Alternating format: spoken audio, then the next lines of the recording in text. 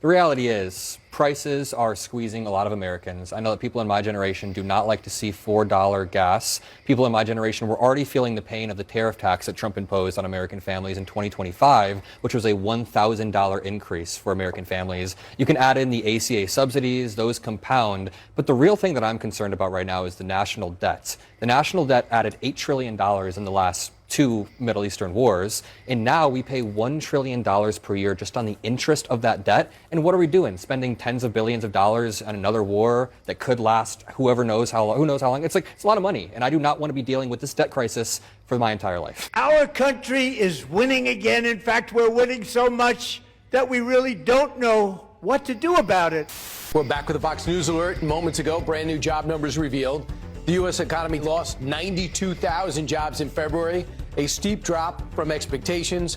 Unemployment also ticked up slightly to 4.4%.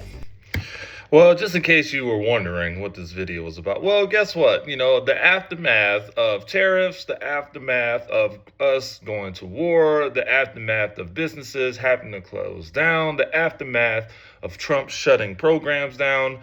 This is what's happening. Mass layoffs are still continuing to happen. And not only that, the young people are finally voicing their opinion. It happens, and it's all happening under Trump right now. Let's keep watching. Well, all of us farmers have officially fucked around, and we have officially found the out now, guys. I am on the verge of bankruptcy. I'm on the verge of tears. Overnight, all of my fucking... Real quick, my Trump supporters, come here real quick. I want to know, since this man been in office, you done seen everything he done did or whatnot. Do you regret your vote, or are you still happy with your vote? And secondly, are you getting everything that man promised you? And I'm not here to bash. I just want to hear y'all thoughts. I want to hear from y'all. Okay? Take the Department of Education, close it. I'm going to close it. We'll have one person, could be you if you decide to retire. Okay, Mr. President, here's what bothers me. Here's what bothers me about that. So let's say you have a liberal city, let's Los Angeles, San Diego, and they just decide we're going to get rid of that history. We got new history. This is America built off the backs of slaves on stolen land. And that curriculum comes in. Then we don't send them money. We would save half of our budget, and we're going to send. But if they want to do that, because you do lose control when you go low. No, we've lost control. We're number 40. We're last on the list. Okay. We're the worst there is, and we spend more money. This doesn't make no sense. You say you spend more money in this department, and you're going to defund schools based off certain curriculums, but we're ranked so low. Why don't we take some money and really dive deep into the Department of Education? Why don't we spend more money to revamp the Department of Education? That way we can succeed and we can climb the ranks. But you don't care about that. Wow. Jim Beam, a Kentucky bourbon plant, has announced that it is closing for an entire year due to Trump's tariffs. You heard me correctly. Jim Beam is closing its doors for an entire year due to Trump's tariffs. In addition, yesterday I announced that PepsiCo is closing down a $300 million factory that's been open for 60 years in Central Florida. Also, Coca-Cola is closing its last bottling plant in Hawaii. We have lost 58,000 manufacturing jobs in the United States so far, and that is before these 3 items that I just mentioned. The economy is collapsing every single day. It's in crisis due to horrible economic policy. Hi, my name is Christina. I have a master's in business. Drop a comment and follow for more. So another example of whatever the Trump administration touches, they destroy.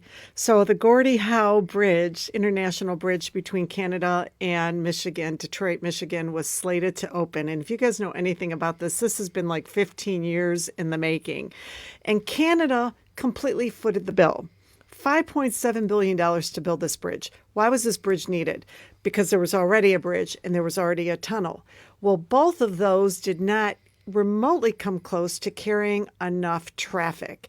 And this is such a vital route between Canada and Michigan in terms of moving goods, movement of goods.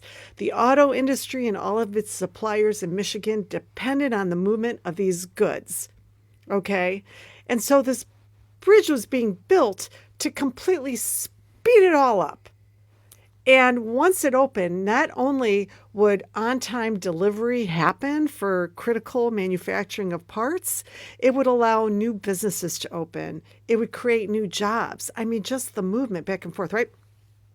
So Donald Trump comes in there and says, no, you're not opening that bridge. We're not going to allow you to open it until half of what is earned in tolls or whatever he's trying to say gets to be. Oh yeah, dude. Like, come on. We know there's so much money in tolls right now, but I could only assume that was a huge win for logistics when it comes from Canada to the United States. Like, come on, man. They have a long-lasting partnership to help one another out. We did with Canada. And then it's crazy that you shut down this bridge.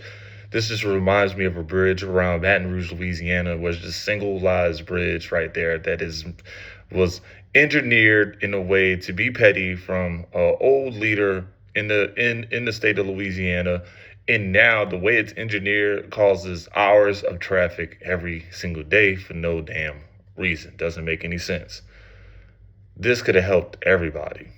So nothing is better than being MAGA. Here in Florida, let me tell you what we're doing. You see, what happened was Ron DeSantis and all the MAGA legislator here, we kicked out all of the immigrant workforce. We made it clear that they weren't welcome here and kicked them out of the state. That's right. Even some of us MAGA business owners voted to kick out our own workers, and now we cannot fill the work. Oh, but don't you worry, MAGA's on top of things, because right now our wonderful legislator is debating on loosening the child labor laws here. oh my God, just imagine you kick out all the help, and I get it.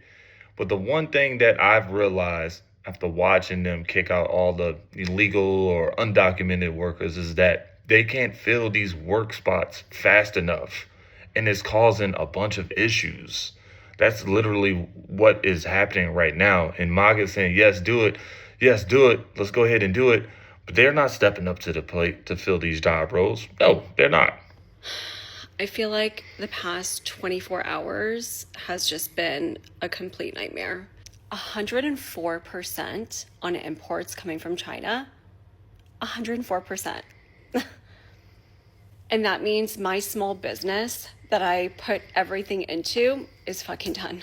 I quit my corporate job about a year and a half ago to chase my dreams. I designed and launched a kids fitness brand, and it was going great. I paid fair wages. I built relationships. And then overnight, the cost just more than doubled. My margins were gone. You know, my business doesn't pay for a yacht or a private jet. It pays for our daughter's swim classes. It covers groceries. It helps with babysitters for date nights. This isn't just numbers on a policy sheet. It's real people, real jobs, real families. And now I'm back at square one. So wish me luck. We have breaking news. Trump's so-called manufacturing boom is dead. God damn! The economy just exposed him. 4 straight months of factory job losses. Jesus Christ. In August alone, 12,000 factory jobs vanished. Over the past 6 months, 80,000 jobs gone. That's not a boom. That's a body count. And it's the worst collapse since 2020. Damn! Trump swore tariffs would bring jobs back. Instead, factories are shutting down, demand is collapsing, and 69% of U.S. manufacturing is now in contraction. That's 2/3 of America's factory economy flatlining. And while real workers bleed, Trump hides behind corporate pledges. Apple, Ford, Big Pharma, they made big promises. But guess what? You can't feed kids on empty press releases. You can't pay rent on fake factory ribbon cuttings. Last part's the most important. The economy added a measly 22,000 jobs last month. Unemployment spiked to 4.3%, the highest in 4 years. Trump called this a renaissance. Nah, fam, this is a recession in disguise. 4 months of layoffs, 80,000 jobs gone. Call it what it is, the Great American Layoff. Let me know what you think in the comments. I mean, I think this is also very, very true. Very, very true. Very, very sad. All these damn jobs are just getting cut. People are just closing down. We're talking about small businesses, big businesses, corporations, factories. Everything is fucking shutting down. It's getting bad. Ever since Donald Trump burst onto the political scene, there's been people trying to cash in on his, pardon the word, popularity. And they've had these little pop-up Trump stores. I've seen them down here in the South. I've seen them, in Tennessee. I saw one in Arizona. And of course, they're all up north as well. And these people think that the love of Donald Trump is enough to be a viable business model. But one Trump merch store owner in Chicago found out the hard way that apparently people don't like this guy.